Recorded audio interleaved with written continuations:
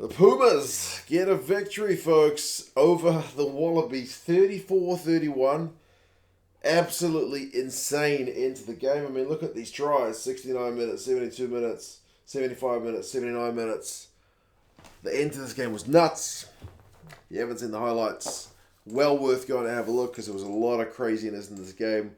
We'll go through some key events and some stats, but ultimately, the Pumas must like playing at that stadium in Sydney because they beat the All Blacks there. Now they're beating the Wallabies there. I think the previous time they drew with the Wallabies there. They got a good record at that CommBank Stadium. Pretty good crowd. Decent wee pocket of Argentinian fans as well. And you could really hear them on the match day microphones. I mean, New Zealand and Australian rugby fans, we can be a wee bit quiet, but nobody ever said that about the Argentinian fans. Goodness gracious me. I mean, Montoya at the end of the game said, at times it felt like a home game because, yeah, man, they were loud and they looked dangerous early. And they were trying grubber kicks through. First one tried for Mateo Carreras. It was close, but they weren't quite able to get it. But they went back for an Australian no-arms tackle anyway. Argentina opted for a 3. But interestingly, Boffelli, with his first kick, hit the post. So a missed chance early for Argentina to go in front. And they were kind of punished for it because Australia, with their first chance down the Argentinian end, set up a pretty nice try. Quade Cooper, he's got the gift of being able to pass a ball really wide and really accurately. And sure enough, he did. Marika was able to pop it back to Ikitau, who was able to go over in the corner for the try. So yeah, man, Cooper to Marika to Len, and try time. Boffelli did really well to get low and try to hit Ikitau to get him out. And I think he might have injured him. And I think Nick White wanted it, looked at as a no-arms tackle, but the ref was happy with how much attempted kind of wrap was in there. But it was a try time and a great conversion for the Wallabies. I think Nawaqanitawase started that off with a tap anyway. So, yeah, good confident play from the Australians after kind of holding off the Argentinians early. 7 points to 0, but worryingly, Ikitau did not look comfortable after scoring that try, and he does go off pretty early, which looks even worse when you've got that 6-2 split on the bench with no real kind of specialist midfielder able to replace. Like Carter Gordon comes on and he shifts to 12, so Kerevi shifts to 13. But yeah, that wasn't ideal. Eddie said in the pre-match when someone asked him, you going for the 6-2 split, is it a bit of a risk? And he said, it's a risk when you go 5-3 as well. So I don't understand the question, which was kind of I find it a bit of a rubbish answer because I think 5-3 is less risky. I mean, I guess you could say you could have 2 loose forwards go down or 2 locks go down or whatever. If you got an extra forward, you're reducing the risks to your forwards, but ultimately 5-3 is safer. I think that's obvious. Or maybe I'm being silly. Maybe Eddie knows more than me. Probably does. No, probably about it. He definitely knows more than me. But anyway, he won't be a happy chappy because despite the fact that Argentina gave away a penalty of their own and the Wallabies slotted it to give themselves a 10-0 lead, the Pumas started to come back into it. And man, they had so much ball. The Pumas really dominated a lot of possession, which will be a bit concerning for the Wallabies at home. The Pumas went like 16 phases with the Wallabies defence kind of holding on, but interestingly, they were still resorting for the grubber kick. They weren't like carving the Wallabies open, or something we mentioned in the preview. Like, despite the fact that the Wallabies had shipped a heap of points over in South Africa, they were still able to generate like clean breaks, like proper attacking chances, whereas not something that the Pumas were quite as able to do in their previous game. And it did look like they were lacking a little bit of that kind of final punch to score that kind of, the try to get that finish. They did initially get on the board through a penalty, which they had missed earlier, but they got the second shot. That one was pretty much straight in front, so why not take it? But then they doubled down on 25 minutes. They did show they can finish. It's De La Fuente who's able to finish it off. And it all started with a scrum penalty as well, which was pretty promising. I think from memory the Wallabies gave away 2 penalties in a row. A scrum penalty down Argentina's end and then another penalty, I think it was maybe a breakdown penalty in the Wallabies half. So they kind of piggyback the Argentinian guys up the field and then De La Fuente picked a great attacking line to go between Nick White and Rob Valetini. So great finish from him. They've been 10-0 down. Now the Pumas are 10-all. So great kind of wee comeback. On half an hour, Carter Gordon, remember playing a wee bit out of position, he tries and almost gets his second try in 2 weeks and only his second performance, but can't quite grab it. When the Pumas' loose pass goes to ground, Gordon's the guy who's able to scoop it up really quickly, and he just guns it for the line, but doesn't quite have the gas to get past Sinti. So Sinti, who I've been a bit critical of at international level, put in an absolute try saver. So Gordon ends up in touch. So good on you, Sinti.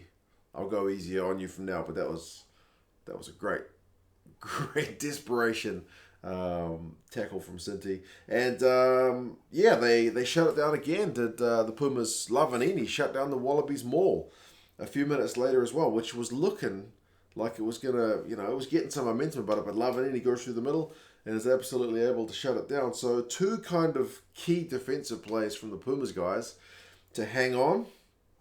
And then, the Argentinians turn to knock on the door. They miss a chance when Carter Gordon's able to intercept kind of one of their passes. But then the Pumas had this weird knack in this game of conceding a turnover, be it drop ball or just getting turned over at the breakdown pilfered, but then immediately turning it over back. I swear it happened 3 times in the first half. And the third time is that Gordon intercepts it, but then the Wallabies get turned over like a phase or two later. And then with the Pumas hot on attack, Richie Arnold gets yellow carded for slowing the ball down, basically on their own line. That could lead to a Pumas try, but the Wallabies guys are able to hang on, despite the fact that the Pumas are just seemingly inevitably going to score. It's a scrum as well that gets the Wallabies out of jail. So well done to the scrummages for the Wallabies. 1 forward down. Yeah, showed some proper mettle. But I mean, possession, half-time, 66% Argentina. Penalty count is 8-7, so pretty tidy. But turnovers won 6-1 to Argentina. And run meters 236 to 156 to Argentina. But clean breaks, interestingly, is 4-2 to Australia. So less ball, but able to generate more of those kind of proper X-factor opportunities. Second half, you have to wonder how Iskro, this Pumas Sevens right winger, didn't score. It seemed like it was easier to score than not score, but Kerevi and Tom Wright able to kind of stop him from scoring right on the Aussie goal line. That was bizarre. They went back for a penalty anyway, and the Pumas did get a try in a kind of less flashy way through the captain, Montoya, close range, and he basically was one-on-one with Alaalatoa, and is just able to basically slip by him. So, it is a try during that yellow card, so it kind of comes back to Wallabies discipline, which is the theme certainly for the end of this game and for a few games, to be honest. My Aussie mate Gary said to me the Wallabies are going to lose this because their discipline's going to cost them, and geez, he was bang on the money. Well done, Gaza. I know you won't be pleased with that result, but you called it. So 17-10 to the Pumas. Yellow card is over. Matera, a bit of bad discipline. I think it was him. Either him or Grondona hit Nick White off the ball, which is a kind of a soft penalty. Aussies go for touch. They maul it. They get advantage. They knock it on. They go back for a penalty. And it was time for the Wallabies to score. So they got back into the game. But it was real tit for tat. Like Nick White did really well to score from a attacking Wallaby scrum. It wasn't planned. He just went left. Bertrand stuck a boot out. So he stopped and then saw all the Pumas defenders shifting left with him, so to the Pumas right, and then he just changed direction, went right. Massive gap. So heads up rugby from Nick White, gets the score back to 17 apiece. And the game looks like it's going to go to custard, by which I mean going to get messy, going to have kind of poor skills. Boffelli kicks it out on the full, chance for the Wallabies to kind of maybe get back-to-back scores, but no, they lost the line out. So it looks like it's going to get messy at that point, because I'd watched the previous game and it certainly had messy parts to it, but the end of this game just kind of goes up a gear rather than down a gear. I mean, the Pumas went in front with another Boffelli penalty on 59 minutes, so there's still 20 minutes to play there in front. There's some proper handbags, pushing and shoving and whatnot, which is another one of those ones about bloody Aussie discipline being costly, isn't it? Really frustrating. Like, Eddie Jones was visibly livid, angry in that coach's box. I'm not sure if he was angry at the Pumas guys or his own guys' reaction, but Moroni off the bench, bit of pushing, and then Valetini gives him a shove in reverse, so the penalty gets reversed. Would have been a Wallabies penalty attacking in Pumas half, but no, now it's the Pumas going down the Wallabies end, and they are punished directly for it. That man, Mateo Carreras, he's another one, just like De La Fuente who did earlier, who picked the right two guys to run at. He ran right between Leota and Porecki, so he picks two kind of big unit guys, a front rower and a kind of lock loose forward, not the most mobile guy, and you can't give that guy an inch. So suddenly, man, 15 minutes to go, Argentina got a 10-point lead. They look like they're just going to kind of coast through, but the Aussies are not done. Aussie need to hit back really quickly, and they got it. They got it pretty much straight away. It's a wow. It's a wow moment. I mean, big carries in the midfield. Then Nawaqanitawase, who was involved in a few of the good Aussie attacking plays, man. He carries, passes it to Koroibete. Koroibete gets it to Cooper. Cooper looks like he's going to go maybe all the way, but those old legs can't quite get him there. He gets run down, but has the presence of mind to offload from the deck to Kerevi, who goes over. And now with the Wallabies, that late try, 27-24, behind. Still need to chase the game. And then Tom Wright, who I'm still not 100% convinced by, kind of, with his own, I don't know, maybe bad decision-making, sets up the Nawaqanitawase try, which is kind of a 14-pointer because the Pumas were hot on attack. Tom Wright, when they're in their own half, passes a real hospital pass to Gordon, which ends up becoming Argentinian ball. It's pressure. And right as you think the Pumas are going to score it, Mark Nawaqanitawase, he intercepts that sucker, length of the field, seemingly a game-winning try, 31-27. But you're not done yet. That bloody Aussie discipline. TMO call on 77 minutes, apparently for actions by, I think it was Kerevi, because he kept saying 12. But then the ref ends up picking a hit by Quade Cooper on Matera. And Matera made a big deal about it. But Cooper can't be hitting him anywhere near the face or the neck. So it's a penalty. Only a penalty. It's pretty minor, but it's a penalty to Argentina. And the Argentinians make the most of the opportunity. They go for touch.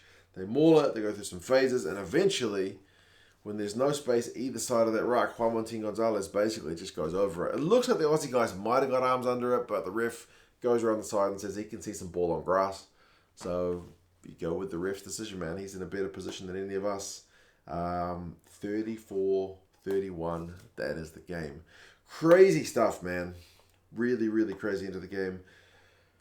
The Pumas just kept fighting. The Wallabies discipline. Like, the Wallabies scored some bloody good drives. They're certainly a dangerous attacking team, but geez, their discipline is just god-awful. And that goes back for so long. How many times have you heard the Wallabies captain at the end of the game talking about discipline? It's like a running joke. I don't know how you deal with that. Because you know it's there. But they don't seem to be able to stop it. I mean, the Valetini one was a weird one when he got pinged for that push because Alaalatoa was asking the ref, Jaco Paper, he was asking him, so you pinging us for retaliating to something they started, as if he didn't know that that's a thing. If anything, and I'm not saying I condone it, but if anything, if some other side starts it, what you should be doing is making a big deal about it, so then the referee or the TMO will have a look at it, and then you'll get your penalty. Because if you just leave it be, you might not get the penalty. But if you retaliate, you're going to get the penalty reversed. I'm not saying that's good, and I'm not saying that's a place I would like to see the game go, but that's a place the game's going. If you want the refs to look at it, you stay down a bit longer, you roll around like a football player. It just seems to be the way. But yeah, you can't retaliate. So, yeah, man, 34-31. Congratulations, Argentina. Crack game, 63% possession, Argentina. And the Wallabies, 4 more penalties than the Pumas, 14-10.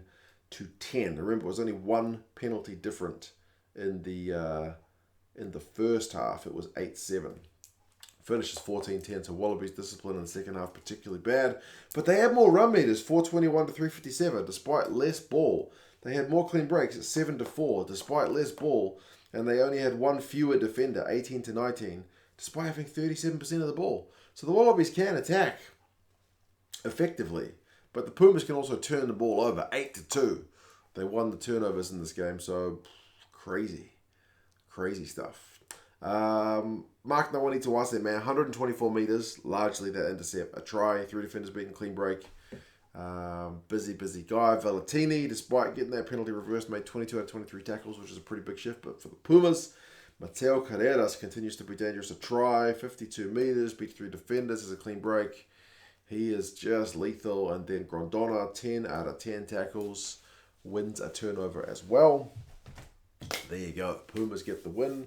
We have a week off from the Rugby Championship now before the Pumas will travel to South Africa to take on the Springboks. Remember, their championship chances are still alive, although both the Springboks and the Pumas need Australia to do them a favour when the All Blacks come to Melbourne to play the Wallabies in a fortnight in that first Bledisloe match. If the All Blacks win that one, they'll go 3 from 3 and they will be uncatchable in the Rugby Championship. But there you go, folks.